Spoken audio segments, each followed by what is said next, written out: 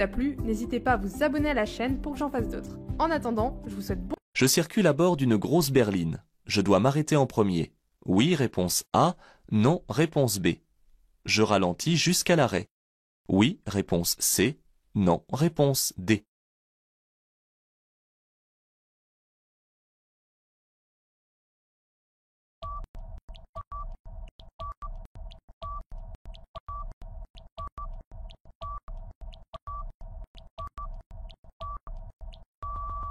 Pas facile de retenir la règle des croisements difficiles.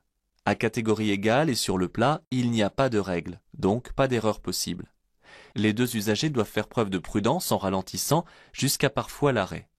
Ensuite, il convient de voir pour qui c'est plus facile ou moins risqué de serrer au maximum ou de choisir une place d'évitement. Ce panneau indique une obligation d'aller tout droit. Réponse A. Une impasse. Réponse B. Une priorité ponctuelle. Réponse C. Un sens unique. Réponse D.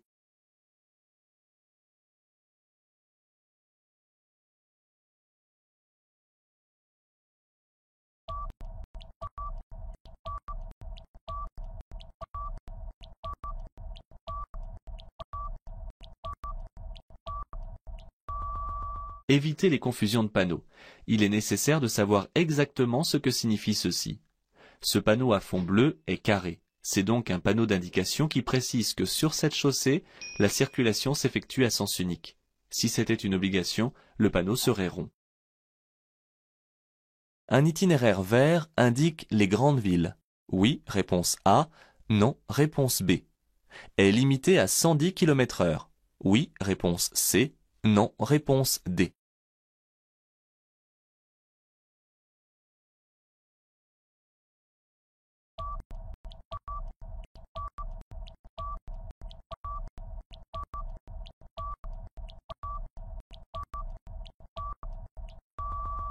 Attention aux certitudes. Grand itinéraire n'est pas synonyme de grande vitesse. Ces directions en vert indiquent les itinéraires reliant les grandes villes. Les panneaux blancs orientent sur les directions locales. Un itinéraire vert peut emprunter une route à deux voies à double sens de circulation, tout aussi bien qu'un large axe routier à chaussée séparée. Un panneau vert n'indique donc en rien la limitation de vitesse en vigueur sur l'axe désigné. La visibilité est bonne dans ce virage. Pour bien le négocier, je serre à droite tout du long. Réponse A. Je longe la ligne médiane en début de courbe. Réponse B.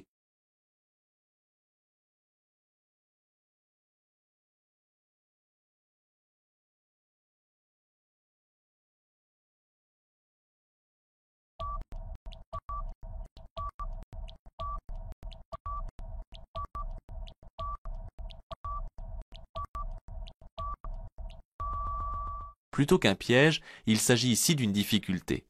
On dit qu'il faut toujours tenir sa droite. C'est vrai, mais autant que le profil et l'état de la chaussée le permettent. Sans quitter ma voie, je peux donc me placer au mieux pour voir dans le virage et le passer en longeant la ligne médiane au début, puis en resserrant à droite lorsque je vois la sortie de la courbe. Pour appeler les secours sur un téléphone, je peux composer le 15, réponse A, le 18, réponse B, le 12, réponse C, le 112, réponse D.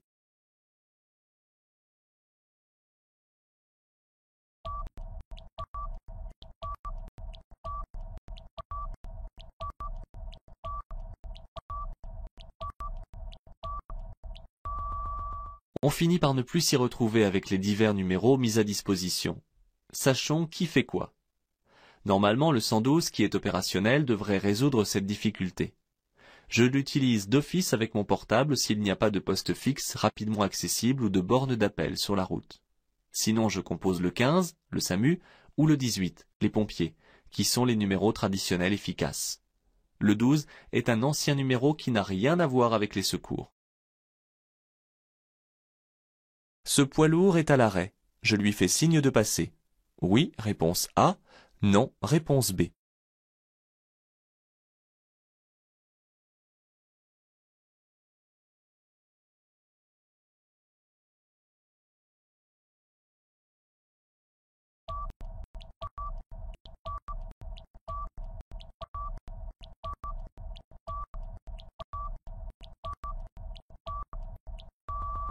Explorez l'environnement et essayez de comprendre avant de répondre trop rapidement. Le geste est courtois, mais cela ne fera pas pour autant passer ce poids lourd. Des feux tricolores gèrent l'intersection, et ils sont peut-être en décalé afin de fluidifier le trafic. Le poids lourd est donc certainement à l'arrêt au feu rouge. De ma voie de stockage, je contrôle une dernière fois et je passe pour tourner à gauche. Placé dans cette voie, je dois tourner à droite. Oui, réponse A. Non, réponse B. Je peux changer de voie. Oui, réponse C. Non, réponse D.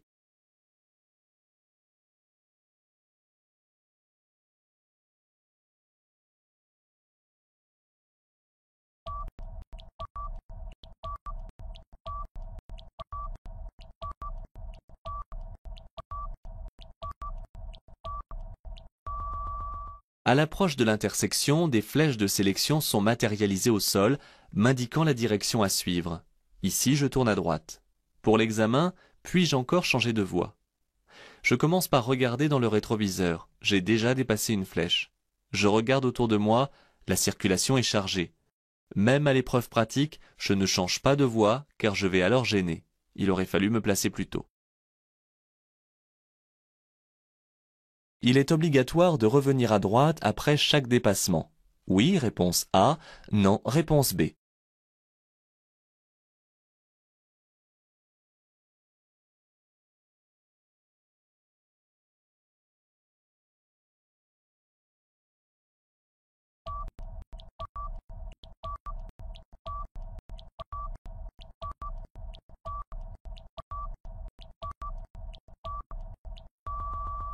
Contrairement à ce que l'on peut croire, et c'est là le piège, je suis autorisé à rester dans cette voie tant que je dépasse, surtout si l'espace entre deux véhicules à droite est insuffisant ou trop juste pour se rabattre. Je suis d'autant plus en sécurité ici du fait que la chaussée est à sens unique. Sur une route à double sens, je dois rester très attentif et disposer de beaucoup d'espace libre. Je tourne à droite. Je serre ma droite. Réponse A. Je marque l'arrêt. Réponse B. Je cède le passage uniquement à gauche. Réponse C.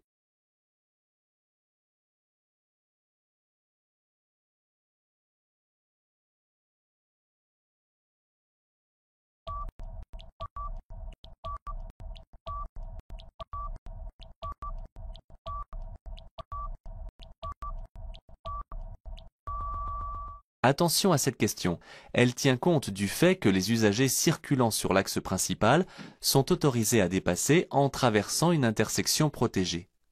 J'aborde une intersection régie par un panneau de stop.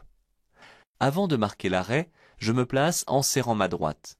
Je cède le passage à gauche, mais aussi à droite, car les véhicules venant de droite peuvent empiéter sur ma voie en exécutant un dépassement par exemple. Si je dépasse ici ce camion, je risque une suspension du permis de conduire. Oui, réponse A. Non, réponse B. Un retrait de plusieurs points. Oui, réponse C. Non, réponse D.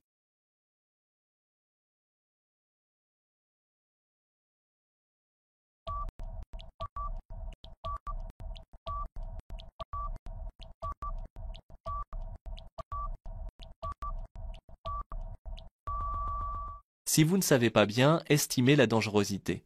Soyez cependant rassurés, on ne vous interroge pas sur le nombre exact de points. Dépasser ce camion alors que la visibilité est limitée tient de la folie. La présence de la ligne continue trouve ici toute sa légitimité. Je risque une suspension du permis de conduire ainsi qu'un retrait de 3 points pour franchissement de la ligne continue, auquel on pourrait ajouter un dépassement dangereux, ce qui peut aboutir à 6 points de retrait grandement mérités. Dans cet espace, je peux m'arrêter pour répondre à un appel téléphonique. Réponse A. Consulter une carte routière. Réponse B. Appeler en cas de panne. Réponse C. Me reposer. Réponse D.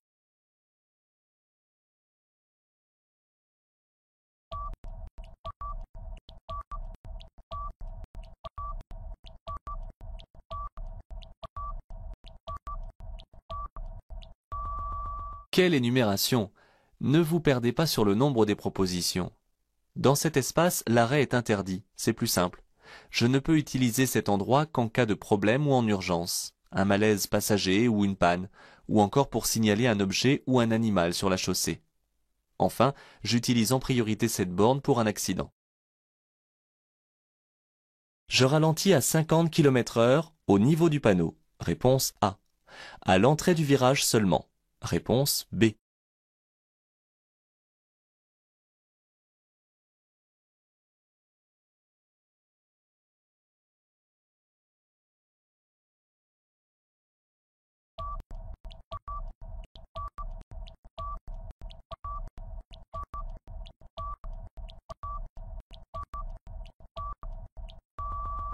Il ne faut pas s'embrouiller avec l'endroit où les panneaux prennent effet.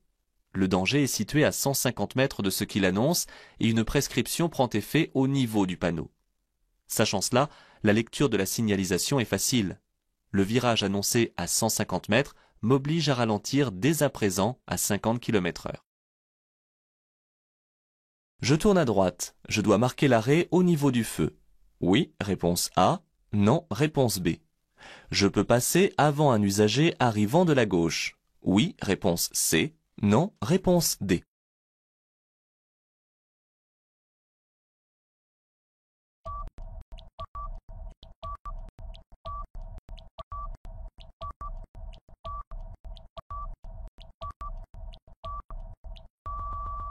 Attention, lorsqu'on apporte une précision dans une proposition, il faut en tenir compte. La signalisation lumineuse est complétée par une flèche jaune clignotante, ce qui m'autorise à tourner à droite, bien que le feu soit rouge. Je n'ai pas à marquer l'arrêt comme pour un stop. La deuxième proposition m'interroge sur le fait que je doive ou non céder le passage en passant et non pas si je peux passer. Je dois effectivement céder le passage aux véhicules ainsi qu'aux éventuels piétons. J'allume les feux de détresse. Oui, réponse A. Non, réponse B.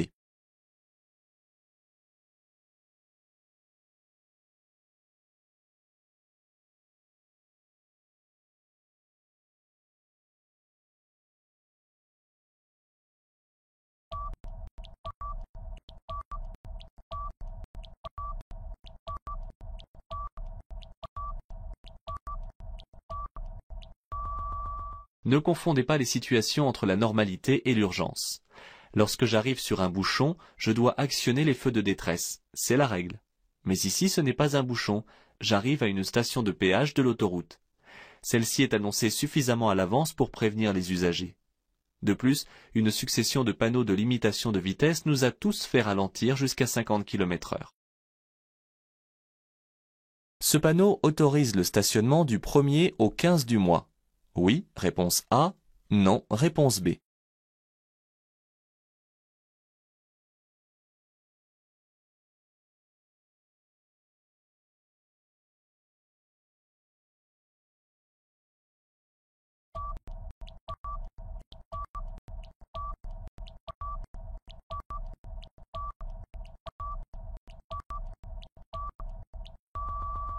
Ne cherchez pas les côtés pairs ou impairs des rues. Le panneau est en effet placé du côté où il interdit le stationnement durant la période indiquée. Cela simplifie le problème du stationnement semi-mensuel alterné. Du 1er au 15 de chaque mois, ce panneau interdit donc le stationnement du côté où il est implanté. Je pourrais dépasser après avoir croisé le cycliste. Oui, réponse A. Non, réponse B.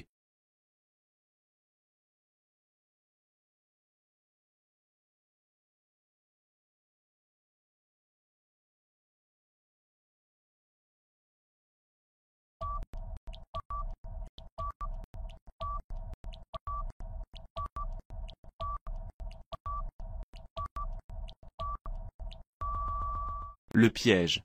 On vous détourne totalement de ce qu'il faut regarder en premier lieu. Cette question dévie votre attention du marquage au sol pour fixer votre préoccupation sur le cycliste. Mais il reste cependant la présence d'une ligne de dissuasion qui interdit les dépassements. Cette question n'est pas tordue car sur la route, cela risque d'être pareil. Vous risquez d'oublier le marquage au sol. J'augmente la distance de sécurité avant d'entrer dans un tunnel. Oui, réponse A. Non, réponse B.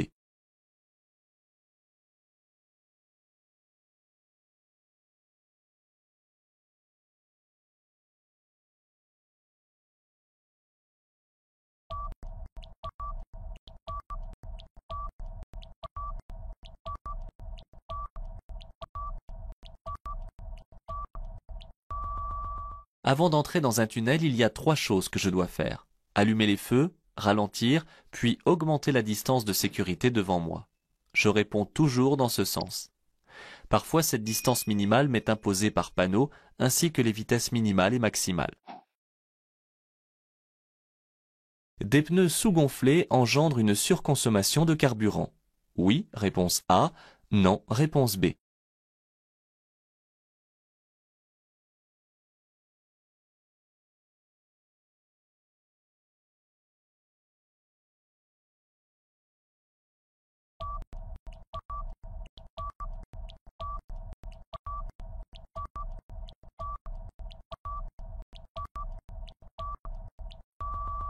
Contrairement à ce qu'on pourrait croire, il vaut mieux rouler avec des pneus surgonflés, ceci pour des raisons à la fois économiques et sécuritaires. Une pression trop basse de 25% augmente de 10% la résistance au roulement et de 2% la consommation de carburant. Des pneus sous-gonflés affectent également la tenue de route du véhicule et la distance de freinage. La signalisation interdit le dépassement. Oui, réponse A. Non, réponse B.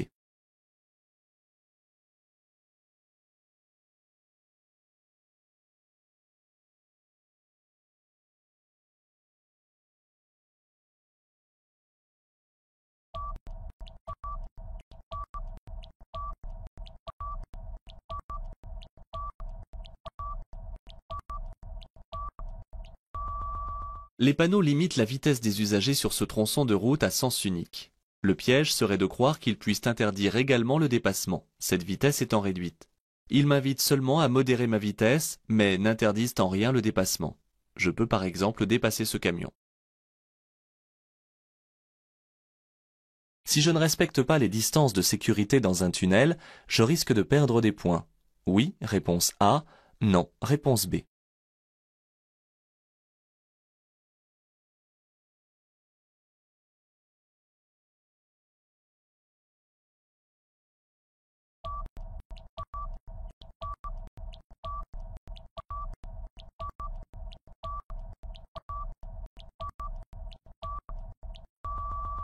Il est nécessaire de respecter les distances de sécurité, quel que soit l'endroit où je me trouve. Dans un tunnel, les interdistances sont encore plus grandes, je dois aussi les respecter si la circulation s'arrête. En cas de non-respect, je risque alors, entre autres, une perte de 3 points sur mon permis de conduire. Après ce panneau, la vitesse maximale autorisée est de 90 km/h. Oui, réponse A. Non, réponse B. J'accélère franchement. Oui, réponse C. Non, réponse D.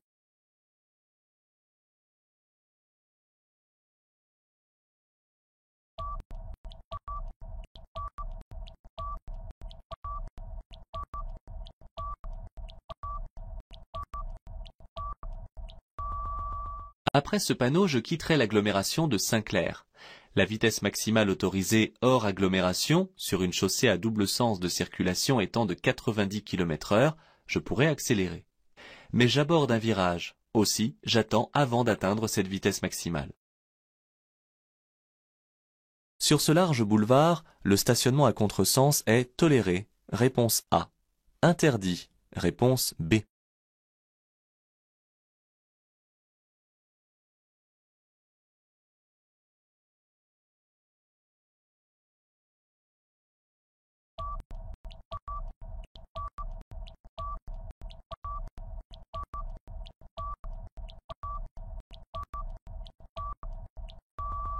Ce n'est pas la largeur du boulevard qui détermine la possibilité ou non de stationner à contresens de la circulation. Ne tombez pas dans ce piège grotesque. C'est tout simplement interdit, sauf si la rue est à sens unique. Cet usager est donc en infraction. Les cônes placés sur la ligne médiane servent à guider pour observer une bonne distance de sécurité.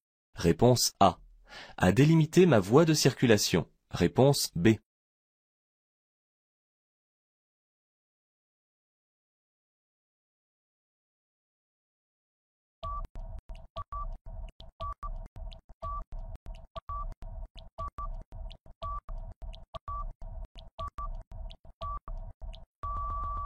Ces cônes ne sont pas là pour vous piéger. La voie de droite est neutralisée pour cause de réfection de la surface. Afin de sécuriser les lieux, la vitesse est abaissée et la voie est délimitée par des cônes.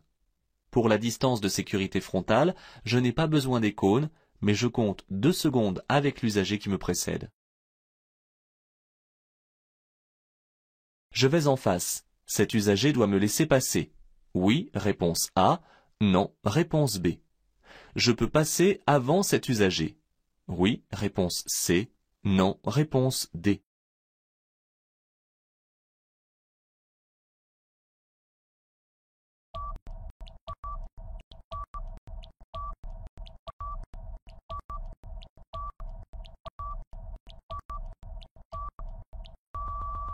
Double question qui déstabilise, car on s'attend ici à devoir répondre non à la deuxième proposition. Cet usager doit effectivement me céder le passage car il va couper ma trajectoire. Alors, qu'est-ce qui pourrait faire ici que je ne passerai pas? On cherche le piège que laisse supposer la deuxième proposition, et l'on est étonné de pouvoir passer. Ne vous en ferez pas dans cette idée car il y a la règle et l'application de la règle. La réponse est oui pour les deux. Je peux sortir à droite. Oui, réponse A. Non, réponse B.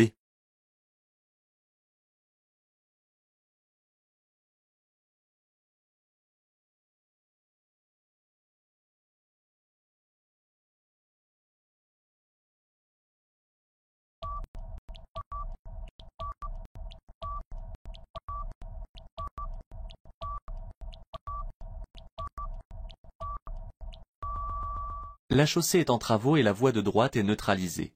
Elle est cependant dégagée pour permettre l'accès à la sortie. Mais la situation peut effectivement paraître piégeuse. Je regarde à côté de moi pour vérifier la présence ou non d'un véhicule de chantier, je me place à droite après le cône et je sors.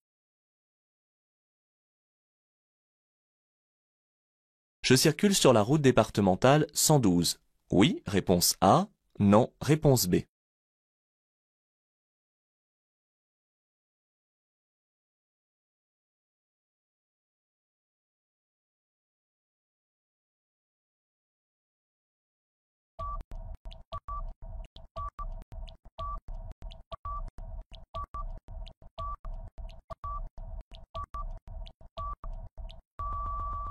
Il n'est pas toujours facile de savoir sur quel type de route on circule. Cependant, ici, il n'est pas possible de se tromper. Ce n'est pas la route départementale 112. Ce panneau annonce en effet une sortie et non pas les directions desservies si je continue sur cette route. La sortie, à 800 mètres, mènera sur la route départementale 112. Ce n'est donc pas la route sur laquelle je circule actuellement.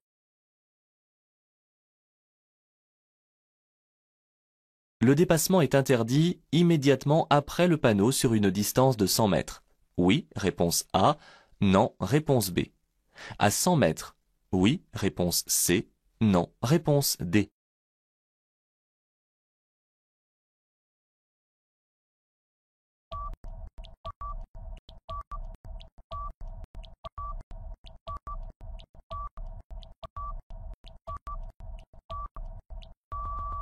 Un peu d'observation évite les erreurs. La signalisation m'interdit le dépassement des véhicules à moteur autres que ceux à 2 roues sans sidecar sur une distance de 100 mètres. L'interdiction s'applique à partir du panneau. Par contre, à 100 mètres, la circulation s'établira à sens unique. Je bénéficierai alors d'une voie supplémentaire pour dépasser.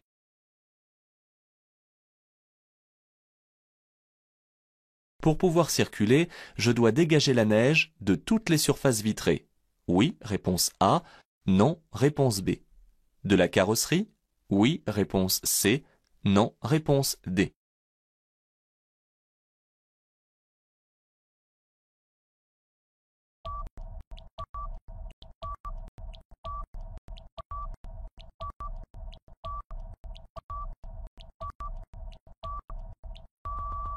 Il ne faut pas penser qu'à soi.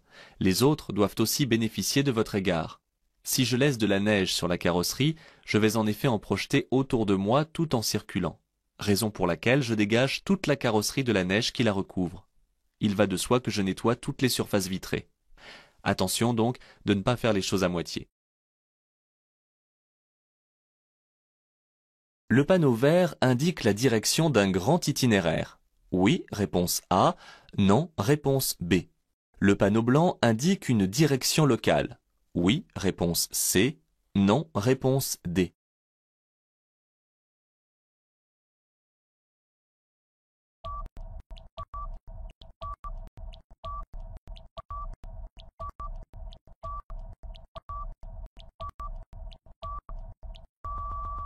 La question est simple, mais à condition de bien connaître la signification des couleurs. Le bleu est réservé à l'autoroute, le vert pour les grands itinéraires. Le piège était de croire à un itinéraire bis qui dans le passé était de couleur verte, et le blanc pour les directions locales. Enfin, le jaune sert aux directions temporaires, bis ou de substitution. Mais il existe aussi un ordre hiérarchisé de présentation, de haut en bas, sur les supports, du plus important au local. Sur autoroute, les panneaux de danger sont placés à plus de 150 mètres du danger signalé. Oui, réponse A. Non, réponse B.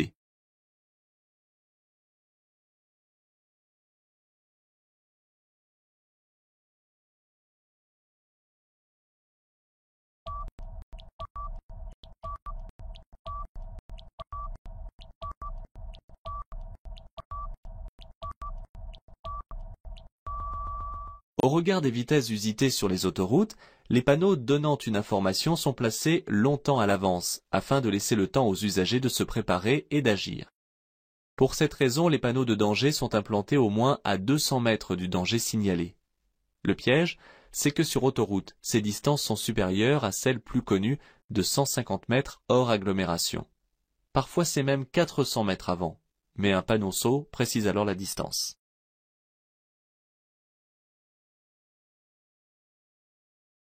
Je passe, réponse A. Je m'arrête, réponse B.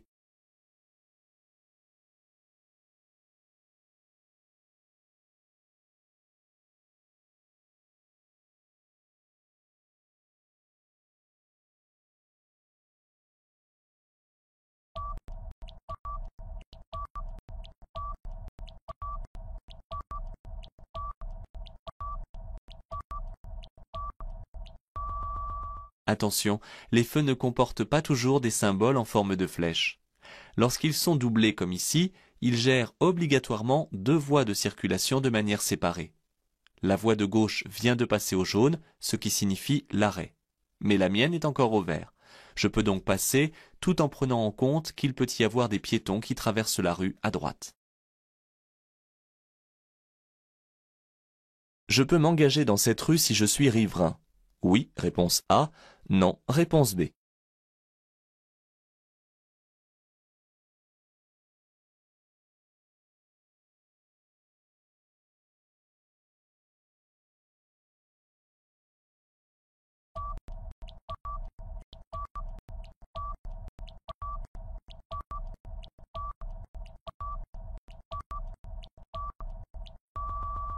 Attention, lisez bien toute la signalisation. Une rue barrée n'est pas toujours totalement interdite à la circulation. Si j'habite cette rue, la situation est claire. Je peux m'engager puisque le panonceau précise l'exception au sens interdit pour les riverains.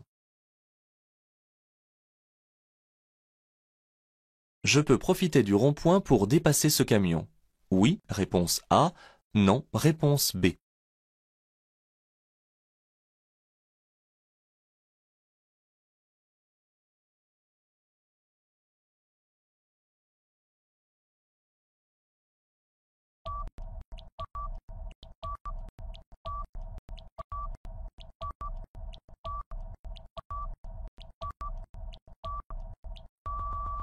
Avant toute chose, sachez qu'un rond-point n'a pas pour vocation de permettre les dépassements. Et la raison en est simple, il permet de faciliter les changements de direction des uns et des autres à vitesse réduite. Je garde mes distances. De plus, la présence du panneau temporaire de danger doit m'inviter à encore plus de prudence. Ne vous laissez pas tenter par la question, on ne dépasse pas sur un rond-point. Pour stationner dans cette agglomération, je tiens compte des numéros des maisons et de la date du jour. Oui, réponse A. Non, réponse B. Je dois utiliser un disque de contrôle horaire. Oui, réponse C. Non, réponse D.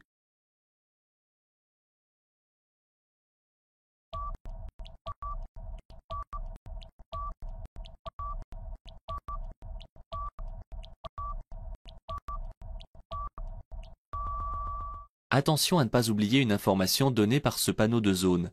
Il y a des chiffres et un symbole. J'entre dans une agglomération où le stationnement s'effectue par alternance semi-mensuelle. Pour savoir de quel côté stationner, il faut en effet tenir compte de la date et des numéros des maisons. Mais la durée horaire est aussi limitée, comme l'indique le symbole du disque, dont je dois me servir en le plaçant derrière le pare-brise. Je peux stationner sur l'accotement de gauche. Oui, réponse A. Non, réponse B.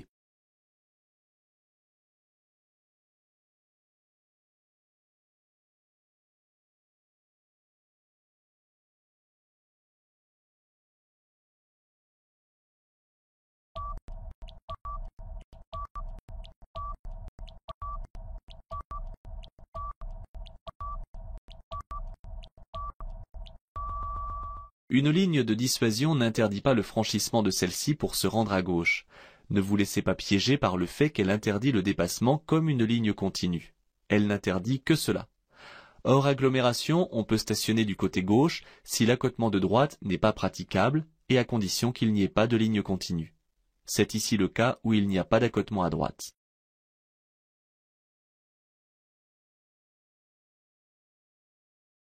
Cette balise positionne l'intersection. Oui, réponse A. Non, réponse B.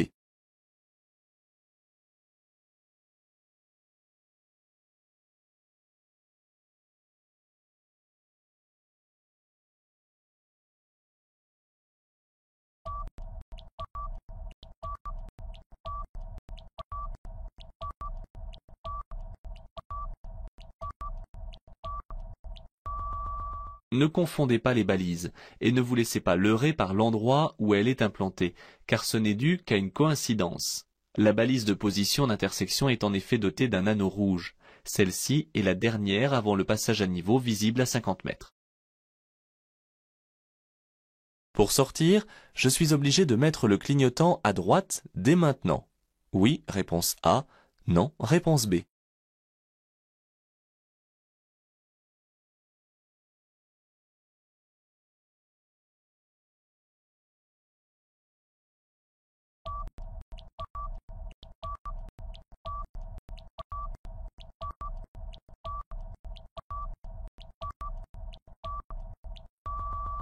Tout changement de direction doit être signalé afin de prévenir les autres usagers de mon intention. Mais le piège, c'est qu'il ne faut pas non plus s'y prendre trop tôt, car l'information risque alors de ne pas être comprise. Les autres usagers pourraient croire que mon clignotant est resté bloqué. J'avertis entre 200 et 300 mètres avant de sortir, c'est suffisant. Pour économiser du carburant et préserver l'environnement, je coupe le contact dans cette descente. Oui, réponse A. Non, réponse B.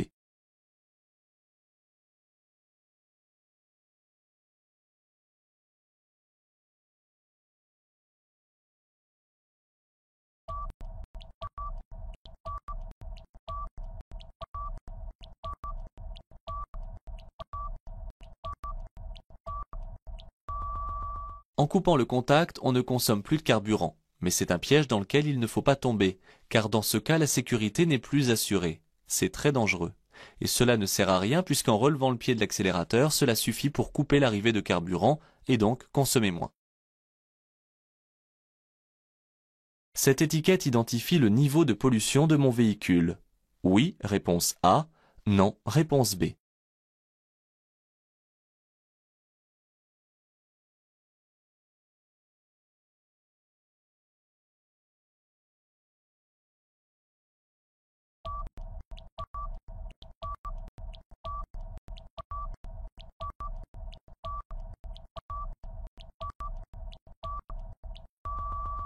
Sur les véhicules neufs, c'est maintenant obligatoire, ce n'est pas un piège, cette étiquette identifie son niveau de pollution. Le taux de rejet en CO2 est inscrit sur le certificat d'immatriculation. Ce véhicule est, dans cet exemple, peu polluant, car le curseur est vert à un niveau acceptable. La partie manquante de cette attestation est déposée sur le tableau de bord, réponse A, sur le pare-brise du véhicule, réponse B, sur la fourche d'une moto, réponse C.